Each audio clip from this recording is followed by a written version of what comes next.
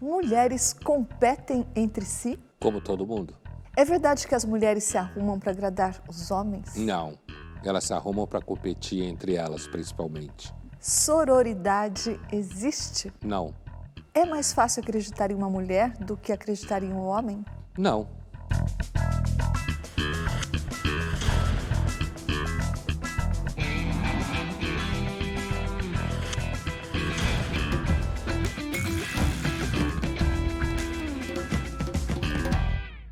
Estamos iniciando mais uma edição do Linhas Cruzadas. Hoje para falar sobre um assunto que não está na moda. A violência de mulher para mulher. Oi, Pondé. Oi, Thaís. Pondé, tem se falado muito na violência contra a mulher, que é sem dúvida e intoleravelmente frequente no Brasil. Mas aqui a gente vai falar de um outro aspecto, que é a violência da mulher para com a mulher, de mulher para mulher. Eu queria saber antes, você acha que as mulheres são mais violentas entre elas do que os homens são violentos entre eles? De jeito nenhum. Assim, eu, na verdade, acho que esse tema ele só aparece na pauta porque as feministas mentiram, inventaram uma narrativa, como está na moda dizer, e que nessa narrativa haveria, então, não haveria, melhor dizendo, qualquer forma de violência entre mulheres, que seriam a priori irmãs, daí a sororidade, o soror, do latim, irmã, e que só existe porque as mulheres são submetidas aos homens, né? Então, esse mito, essa falsa teoria, é que acabou transformando em tema o assunto da violência de uma mulher com a outra, coisa que toda mulher sabe, todo mundo sabe. Nesse sentido, aí pode aparecer questões como, eu já ouvi, mulher é mais violenta entre si do que homens. É claro que não, acho que a violência é disseminada na humanidade. Homem, mulher, mulher, homem, homem, homem, mulher, mulher. É claro que a violência masculina é um tipo de violência muito mais detectável na história, porque a violência entre homens, de certa forma, fez história, né? E, nesse sentido, guerra, duelo, assassinatos. Então, não dá para dizer que mulheres são mais violentas entre si do que os homens.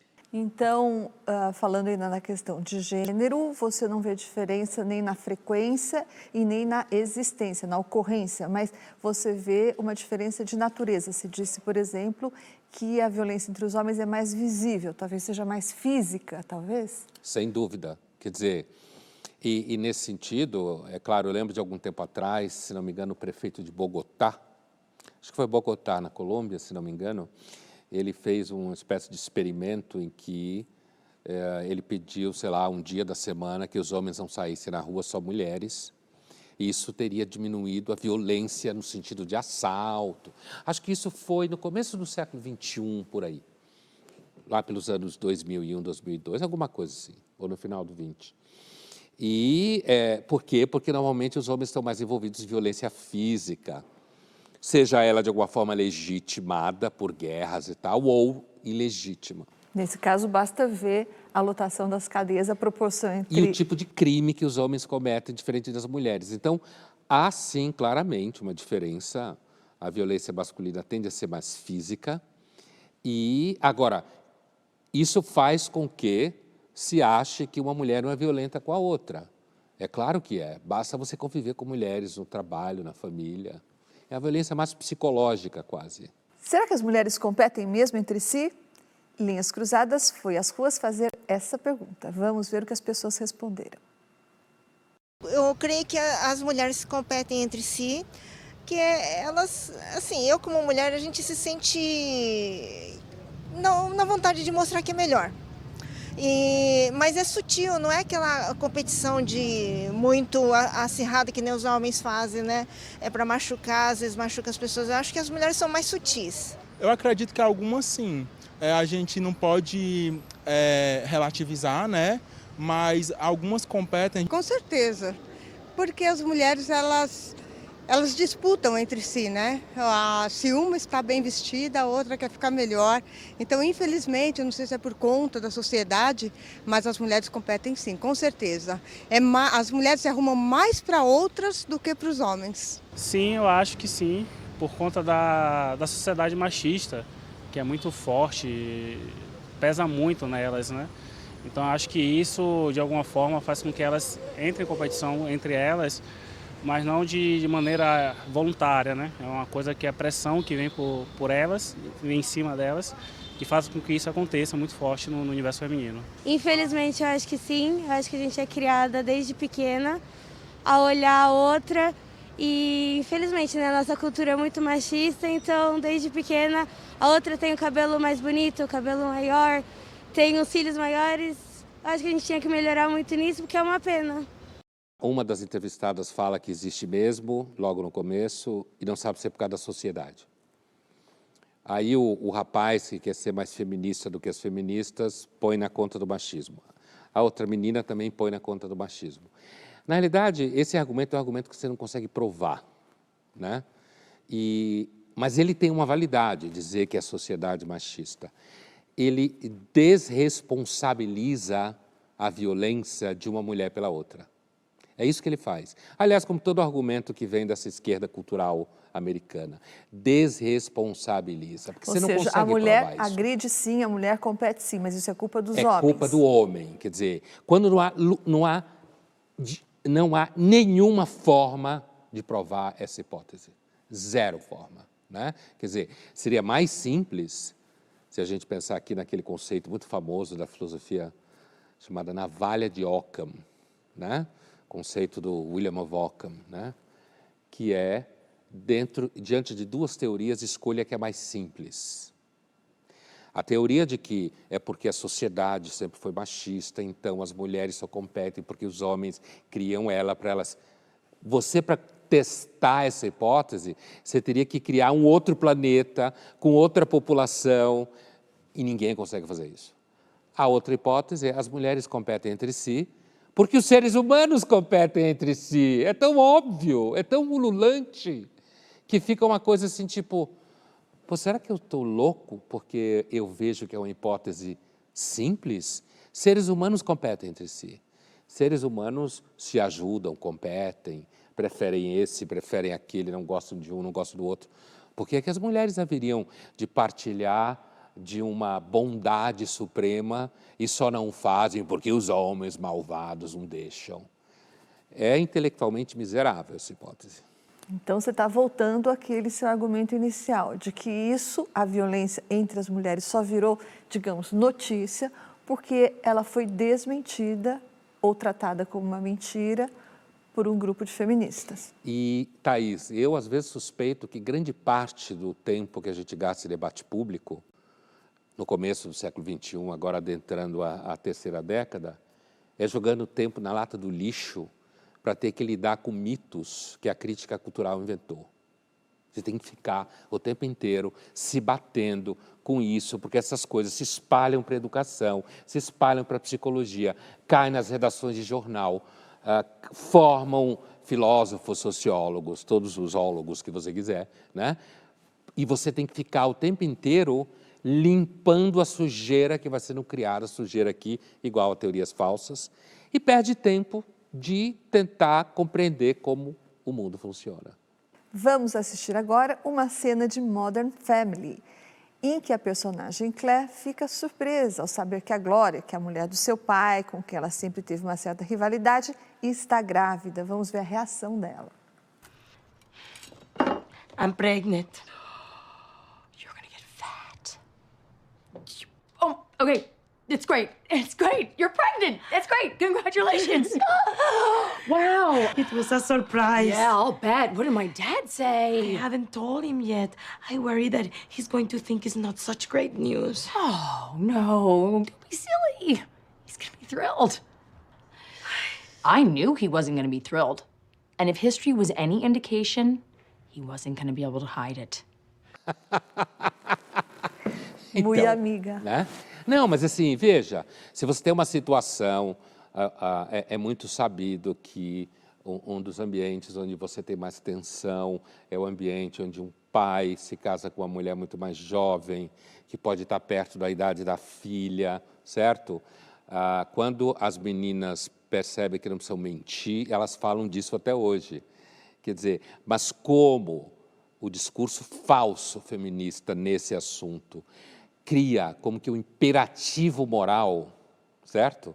De que não, que você tem que achar lindo, tem que achar maravilhoso, quando na realidade ela estava super incomodada com a situação da mulher. Eu não estou nem dizendo que ela deveria virar, não é uma questão de dizer o que ela tinha que fazer, desgraçada, você ficou grávida do meu pai, né? E que ela agiu de uma forma minimamente elegante.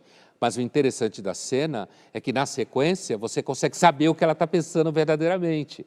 É esse tipo de ambivalência da realidade. É claro, ela não ia dizer, sua cretina, você ficou grávida do meu pai, você tem idade para ser filha dele, sei lá o quê.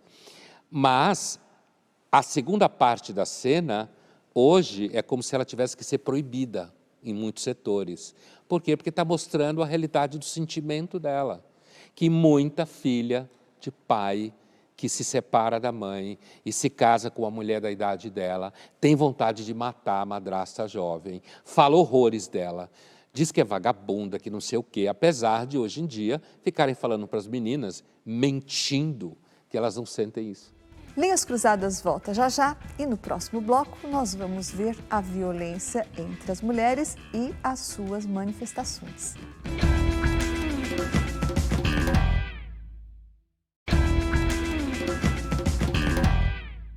Estamos de volta com Linhas Cruzadas, hoje falando sobre a violência entre as mulheres.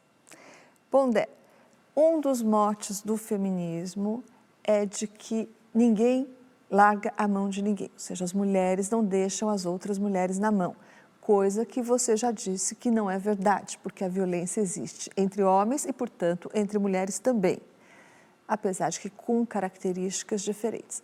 De onde é que surgiu essa máxima dessa nova onda do feminismo?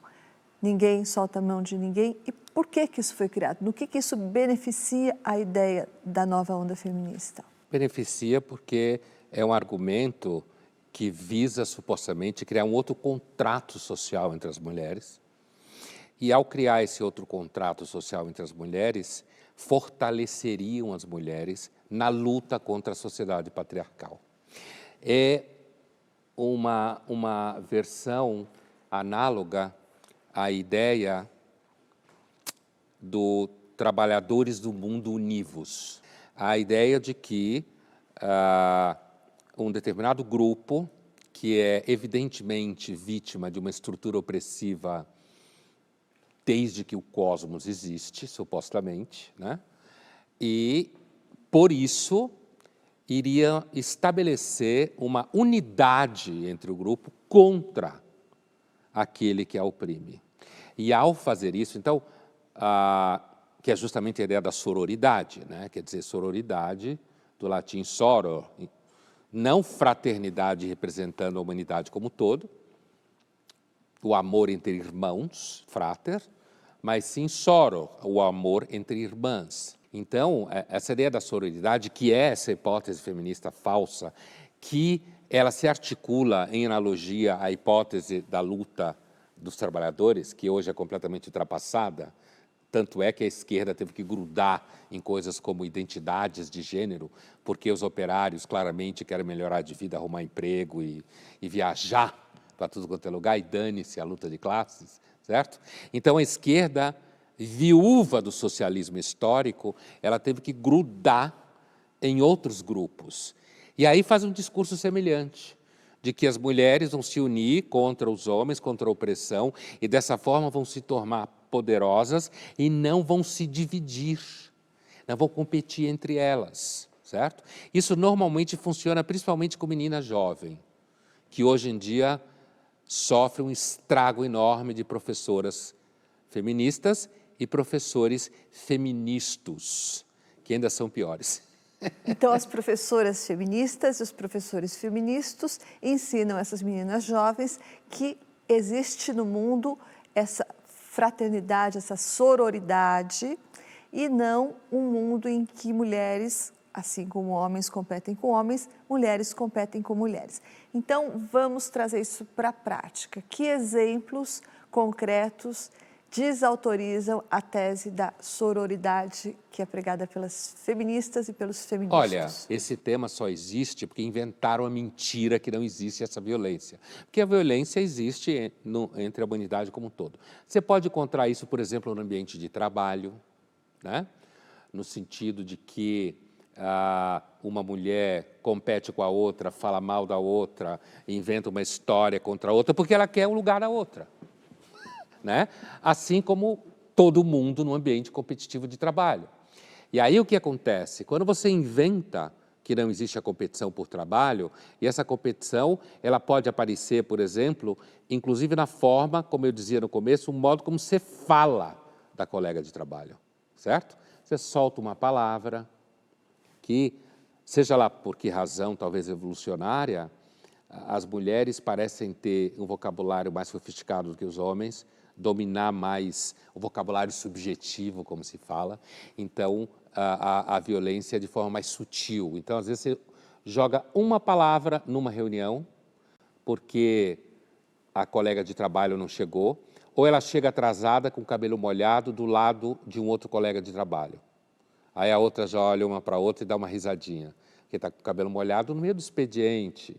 Chegou junto com um colega de trabalho, no meio do expediente, atrasada na reunião com o cabelo molhado. Quer dizer, às vezes um cara nem vai perceber esse detalhe, mas as duas mulheres vão perceber. Por exemplo, imagine uma situação em que você tem um grupo de amigas, né? E agora trazendo para o ambiente das redes sociais. Esse grupo de amigas, elas vivem sempre juntas, né? Como amigas normais. E aí uma delas faz alguma coisa que as outras não gostam. A partir de então, que foi cancelada de certa forma, ainda que continuam sorrindo no meio da classe, com as outras pessoas e tal, ela desaparece das postagens das outras 4 amigas, certo? Desaparece. Por quê? Porque ela não está saindo mais com as outras amigas, mas ninguém fala desse assunto, certo? As outras pessoas da classe começam a perguntar: por que você não estava na festa de fulana? Por que você não postou na festa? Ou aquele grupo de amigas vai, sei lá, passar o final de semana num sítio de uma delas, onde elas sempre foram. E não convida convidam. essa, cancelada. E aí, quando elas voltam para a faculdade, depois do feriadão, começam a comentar, aliás, já postaram, né? Começam a comentar na frente dela que elas foram juntas no programa que elas sempre foram. Mas dessa vez... E aí, se a amiga vai e checa, faz uma checagem, não, a gente pensou que talvez você fosse viajar, porque você tinha falado. Então, fica tudo meio sutil. Inclusive, de vez em quando, trata bem, de vez em quando trata mal. Então, e aí está a tortura. Aí está a tortura psicológica. Quer dizer, a própria dúvida sobre a continuidade do afeto é parte da tortura, certo?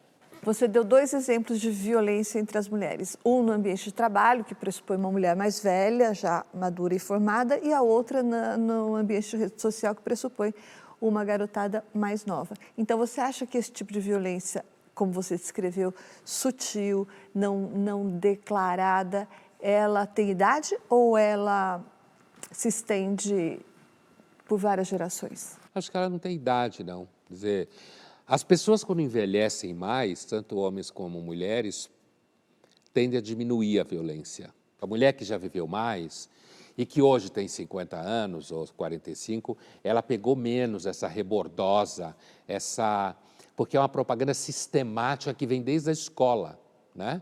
E que está na mídia, está na arte, está em toda parte das ciências humanas de alguma forma.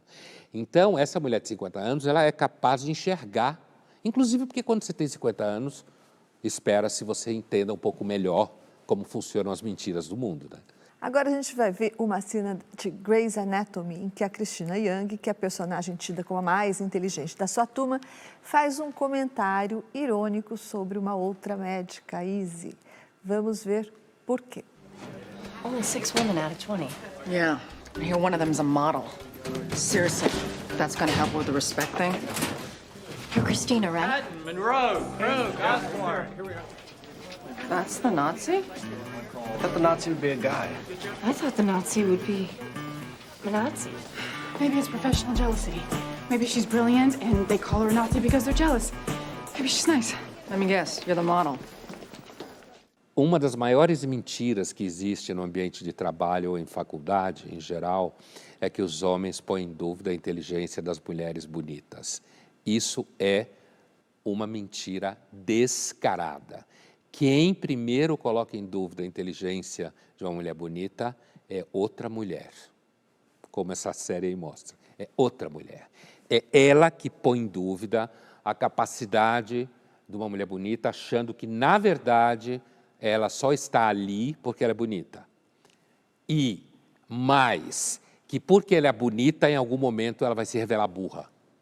Ou outra coisa, você se lembra daquele estudo israelense que foi publicado há algum tempo na Economist, que eles fizeram o seguinte, mandaram 2.000 e tantos currículos para várias empresas, com fotos e sem fotos, de mulheres e de homens. Os homens tidos como mais bonitões tiveram mais facilidade em conseguir entrevistas, ser chamados para entrevistas. Já as mulheres mais bonitas, o contrário. Elas tiveram mais dificuldade em ser chamadas para entrevistas.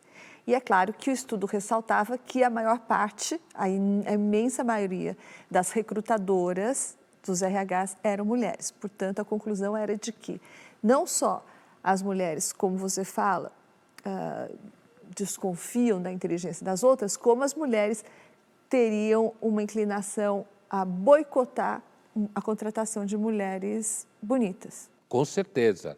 Eu lembro desse estudo e, assim, o que esse tipo de situação mostra é que a mulher bonita é vista pelas outras mulheres sempre como uma ameaça. Sempre, né? Porque a mulher bonita parece que vai conseguir chamar a atenção sobre ela mais facilmente. E é verdade. Em geral, o homem heterossexual vai prestar mais atenção no que a mulher bonita está falando do que não. E pode até chegar à conclusão que não é inteligente, seja lá o que for. Mas de cara, sim, na primeira batida, ele vai normalmente prestar mais atenção no que a mulher bonita está falando, porque a beleza chama atenção, né? Então, é muito, inclusive porque a maior parte das pessoas que têm poder em RH é mulher, né? Então, é muito normal que nessa situação, algumas delas pelo menos, tentem excluir a mulher bonita, inclusive porque tem gente que acha que mulher bonita cria rolo no ambiente de trabalho. Vamos agora à nossa caixa de perguntas. Pondel Luiz Gomes te pergunta, essa rivalidade entre as mulheres, ela tem alguma origem evolucionária? É muito provável que sim, aliás, essa é uma tese evolucionista, né? Não só a rivalidade entre as mulheres, como a rivalidade e a competição em si. É tão óbvio isso, né? É uma pena que a gente precisa discutir o óbvio, porque assim, é possível que, por exemplo, as mulheres, como não tinham a possibilidade de produzir uma competição como a dos homens, inclusive com os homens, por conta da força física, imagine que havia a prática de se roubar mulheres de outro bando. Por quê? Porque você ficava sem possibilidade de sexo, reprodução, e os caras iam, matavam todos os caras do outro bando e roubavam as mulheres. Então, a mulher, ela sempre teve menos capacidade física de participar da violência que é característica da história da humanidade, dos homens e tal. Associado a isso, o vínculo entre mulheres e homens dentro do bando e dentro do grupo sempre foi definido por quem fica com quem tem, no caso das mulheres, o mais poderoso, quem tem mais filho, quem é mais fértil, quem não é. Então, a possibilidade da distribuição dos relacionamentos e das vantagens e dos privilégios, que sempre a humanidade correu atrás e as pessoas, entre as mulheres é possível que as mulheres, aquelas que eram mais espertas, mais atentas, né? Mais, inclusive, agudas na observação de tudo, tenha conseguido chamar mais atenção sobre si, limpar o território, afastar as concorrentes e as rivais e chegar a condições de vida melhor. Para participar do Linhas Cruzadas, envie a sua pergunta ou seu comentário através das redes sociais da TV Cultura usando a hashtag Linhas Cruzadas. Linhas Cruzadas volta já já e no próximo bloco nós vamos discutir por que a violência entre mulheres é um assunto que não está na moda.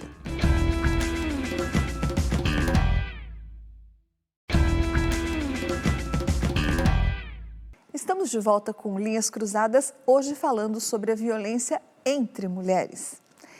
E Pondé, no final do bloco anterior, você estava falando sobre as origens evolucionárias desse tipo de rivalidade que acontece entre as mulheres, que na falta do poder físico, do poder de praticar violência física, praticariam uma violência mais sutil, mais dissimulada.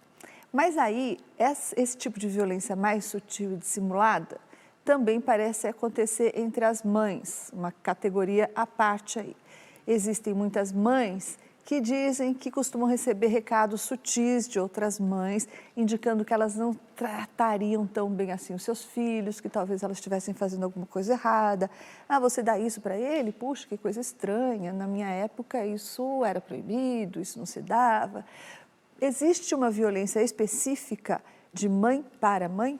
Então, específica porque se tem uma criança envolvida e porque a maternidade é, digamos assim, uma característica feminina ancestral, né? Antes que alguém diga que as mulheres ficam grávidas por culpa do machismo, né? Então, assim,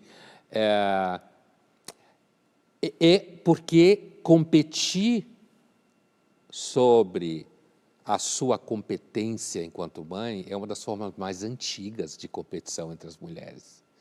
Porque o filho, ele é um produto imediato e claro daquilo que se associa ao cuidado da mãe, né? É claro que pais e mães podem ter mais orgulho ou menos orgulho pelo filho, pela filha, né? Mas esse tipo de violência é assim, ele está mais gordinho, ele está acima do peso, ou ele está muito magro, sabe? Ou ele está vestido de uma forma que não devia. Ah, mas então fulana é na porta da escola, duas falando, olhando para uma terceira, né? E porque o menino está sempre mal, ou está chorando, então o que ela está fazendo, de forma ela trata essa criança, entendeu? E, inclusive, no sentido se ela é sozinha, se ela não é sozinha, né? Então, essa violência entre mães, que pode aparecer em grupo de WhatsApp, de escola, pode aparecer na reunião de pais e mestres, pode aparecer entre amigas do clube. Às vezes não é na escola, no clube, quando grupos frequentam um clube, e isso acontece da família, a prima com a outra prima, a irmã com a outra irmã, certo? Por quê? Temos que repetir sempre o óbvio, por conta do dano cognitivo que o discurso feminista faz no pensamento, porque os seres humanos competem a partir dos objetos, assim como homens competem para ver quem tem, vamos falar de clichê, mais dinheiro, quem banca uma joia maior, quem tem uma mulher mais jovem e bonita para dizer que ele é super cara. Mas do ponto de vista evolucionário, a gente entende por que o homem tem que provar que ele é capaz de dar uma joia, um carro mais caro, mais bonito, maior para a mulher. Por que, dentro da teoria evolucionária, existiria essa competição na categoria específica mães? Porque a mais antiga função social das mulheres é gerar filhos. Muito natural que elas compitam nessa função, certo? Quer dizer, se você pensar que a mais antiga das funções femininas associadas à experiência física e corporal, como consequência da atividade sexual, ou afetiva, ou só sexual também, é gerar filhos. Gerar filhos e cuidar de filhos sempre foi uma das principais funções sociais que as mulheres tinham nos bandos. Pelo amor de Deus, é óbvio. Resultado, é um marcador evidente de competência. Beijinho no ombro para o recalque passar longe. Beijinho no ombro só para as invejosas de plantão. Essa letra da Valesca Popozuda, cantora de funk, foi feita por ela e agora ela conta pra gente o que ela pensa sobre a letra hoje. Oi, gente, aqui é a Valesca Popozuda. Então, na época de Beijinho no Ombro, o cenário era diferente do atual. Não se falava de sororidade, empoderamento, como hoje. O mercado musical feminino lucrava muito com a competição. Atualmente, lancei Faz Direito com Tati Quebra Barraco, que há 20 anos atrás éramos colocadas umas contra a outra pela mídia, mas nunca tivemos problemas pessoais. Tanto que hoje nos unimos para exaltar o poder feminino, gente. E é sobre isso, tá bom? Beijos. Então, acho que ela foi honesta, né? Ela setou a rota, né? Que rota é essa? Naquele tempo fazia sucesso você investir na competição feminina. Hoje não faz mais, hoje você tem que investir na sororidade, que aliás ela citou, que é uma expressão típica desse universo. É claro que quando você começa a investir numa ideia, você não pode investir na ideia de que agora um negócio é fazer música entre irmãs e quando você vai fazer uma declaração, dizer que isso não é verdade. Pô, né? Entende? Na realidade, isso é um dos maiores exemplos. Acho que o Adorno, vendo esse tipo de coisa que a gente vive hoje, ele diria, eu avisei. Quer dizer, é um dos maiores exemplos como toda atividade cognitiva e produtiva do ser humano é capturada pela lógica mercantil, né? Então, é evidente que continua havendo competição profissional. É evidente que homens e mulheres competem. E à medida que essa competição for ficando pior, os espaços vão sendo ocupados e você vai tirando uma e outra. Só que agora, entre as meninas consumidoras de música, é legal você vender a sororidade. Então, se você não vender sororidade, você não vende. Vamos agora ao nosso jogo rápido. Pondé, você sabe como que o jornalista A.J. Mencken definia o misógino? Não. Como que ele definia? Ele dizia assim, e eu quero saber se você concorda. O misógino é um homem que detesta as mulheres tanto quanto as mulheres se detestam entre si. Olha, veja bem, eu acho que ele está fazendo uma ironia. Uma hipérbole. Dizendo que os homens que detestam mulheres apenas está imitando o comportamento das mulheres entre si. É claro que os motivos que as mulheres se detestam não é necessariamente igual aos motivos que misóginos odeiam mulheres, mas eu acho que é bem interessante a lógica, inclusive como provocação, que aliás era o que ele fazia sempre, né? Thaís, você já viu ou viveu uma situação de violência entre as mulheres, assim, no trabalho, por exemplo? Eu já vi muitas na adolescência e devo ter vivido muitas, mas eu me lembro de uma no trabalho, sim, que foi quando eu entrei num trabalho novo no jornalismo e daí existia já uma equipe formada e eu fui pedir fiz a burrada, né? Fui pedir uma orientação para essa colega de como eu deveria entregar o meu primeiro texto para a chefia. E ela, de muito bom grado, me orientou, só que me orientou tudo errado, né? No sentido contrário do que eu deveria fazer. E isso ficou claro quando o chefe mostrou seu total desagrado sobre o meu trabalho e para mim ficou claro que ela tinha lá feito uma jogada dentro de uma área de competição profissional, né? Thaís, que situação você acha que uma mulher pode confiar com mais segurança num homem? Com total segurança nunca, não é? Agora, com alguma segurança, a gente espera sempre que exista essa margem, quanto mais íntimo for o casal. Eu acho que a intimidade aí determina o grau de confiabilidade, né? Mas totalmente nunca. Nunca. Não dá para confiar nunca totalmente. Nunca. Pondé, em que situação, na sua opinião, uma mulher pode confiar plenamente na outra? Olha, eu acho difícil algum ser humano poder confiar plenamente em outro ser humano, independente de sexo ou gênero. Apesar de que pessoas com quem você convive mais tempo, você pode ter uma noção melhor do que em quem você pode confiar, porque você teve mais testes de confiança. Mas talvez uma mulher pudesse confiar mais plenamente em outra se ela entrasse em trabalho de parto numa situação muito perigosa. Certo? Muito específico. Eu achei que você fosse dizer, por exemplo, uma relação entre uma mãe e uma filha. Também pode ser. apesar de que é muito comum situações entre mãe e filha que dá para confiar, porque é mãe e filho e tal. Você pode encontrar filhas mães que quando a filha começa a crescer, compete com a filha, certo? Em termos de beleza, estilo, filhas que podem ser muito cruéis com a mãe quando a mãe começa a envelhecer. Linhas Cruzadas volta já já e no próximo bloco nós vamos falar sobre por que a mentira feminista sobre a sororidade como regra acaba prejudicando as próprias mulheres, principalmente as mais jovens.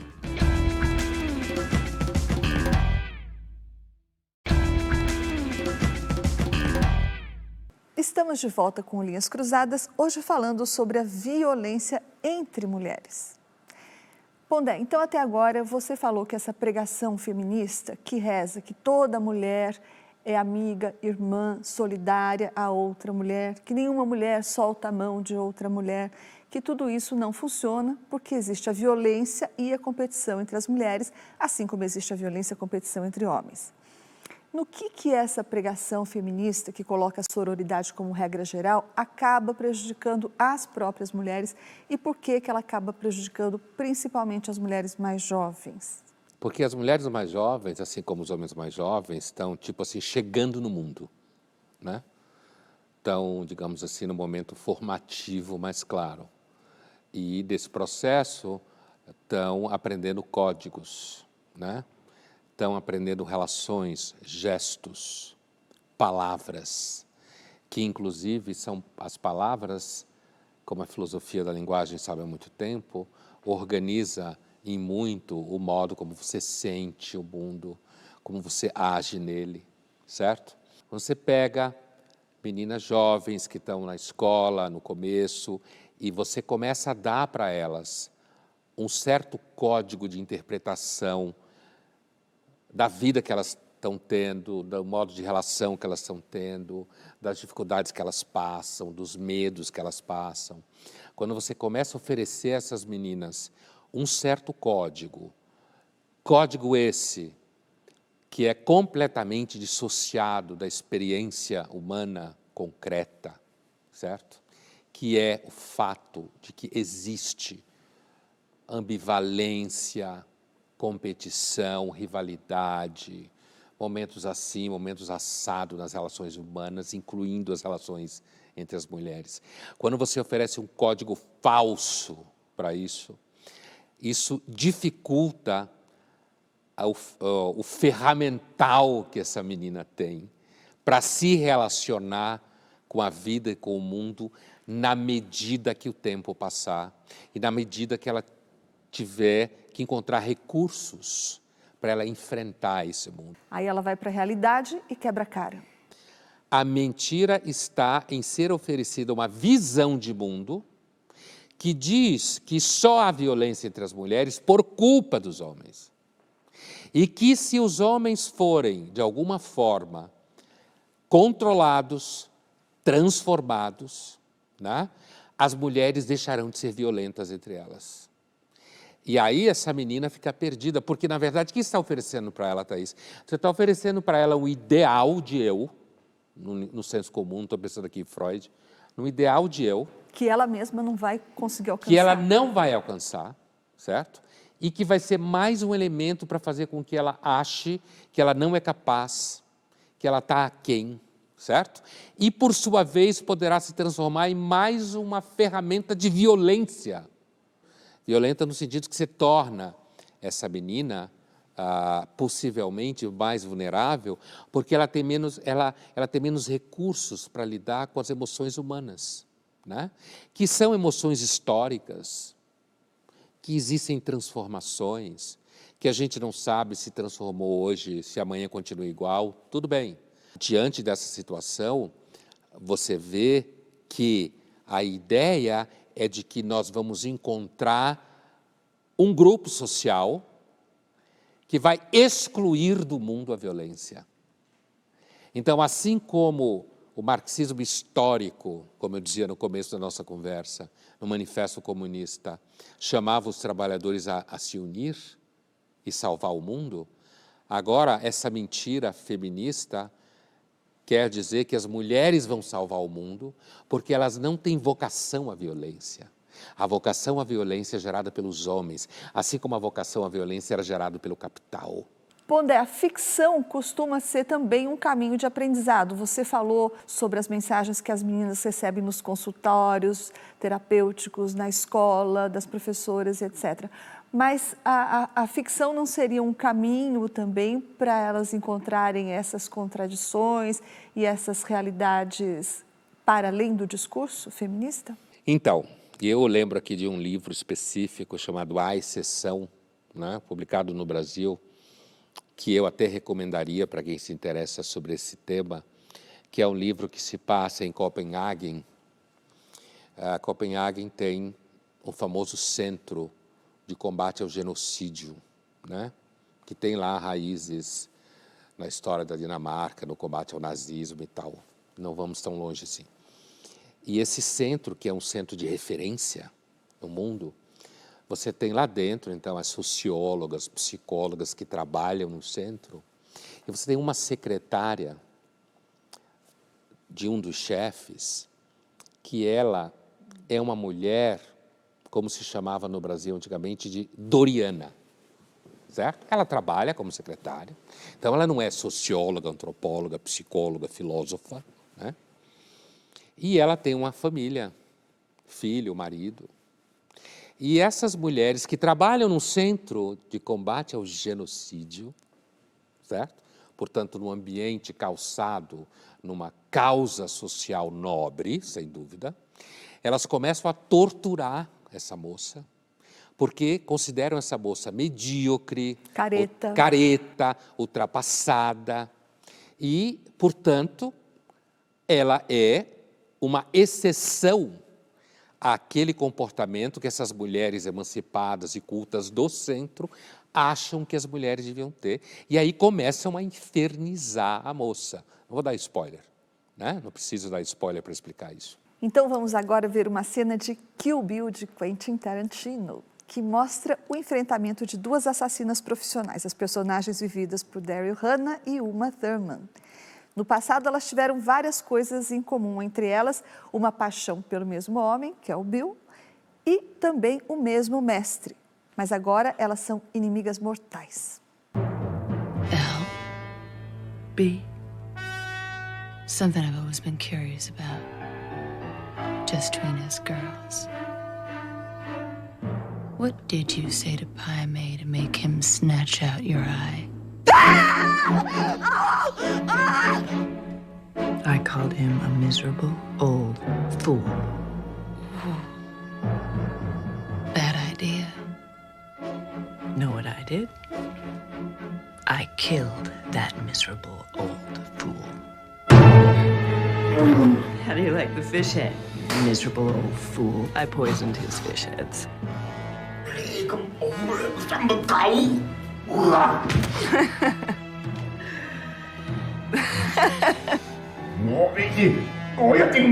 And I told him, to me, the word of an old fool like you is worth less than nothing.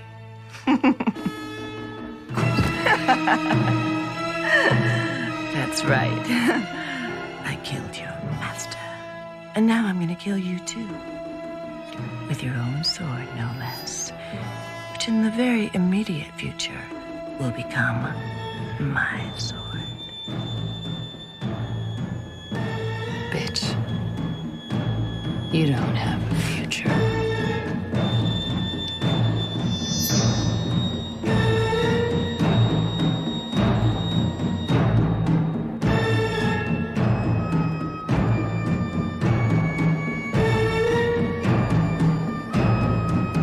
Bom, essa cena você tem certos códigos de violência masculina, né, que a gente está acostumado a associar aí, no caso, ao mundo masculino, porque não há, a rigor, nada que impedisse uma mulher usar uma espada, contanto que ela não fosse tão pesada, né, quanto espadas medievais europeias, que eram muito mais pesadas. Então, assim, mas elas usam, então, um jogo de cena com espadas que é típico de cenas masculinas, né, fálicas, né. Mas, ao mesmo tempo, elas têm uma conversa antes, que é um tipo de violência super sofisticada, né? E o olhar de uma para a outra, as duas são lindas, né? Duas atrizes lindas, que é fundamental. Se vê que ali tem, inclusive, uma preocupação masculina em montar aquela cena, né? E uma pergunta para a outra, mas que bobagem que você falou para fulano para que ele esmagasse seu olho, né? E aí a outra fala, não, ele falou isso, mas aí eu matei o seu mestre e eu vou tomar a sua espada.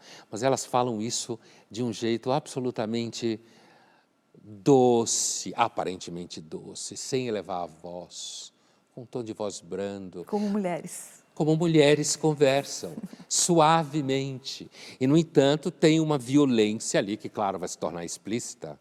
Na cena, é óbvio, já está explícita a violência, mas é uma violência que vem empacotada num tipo de conversa que duas mulheres talvez tivessem antes de começar a se matar. Certo? Elas podiam estar falando de outras coisas.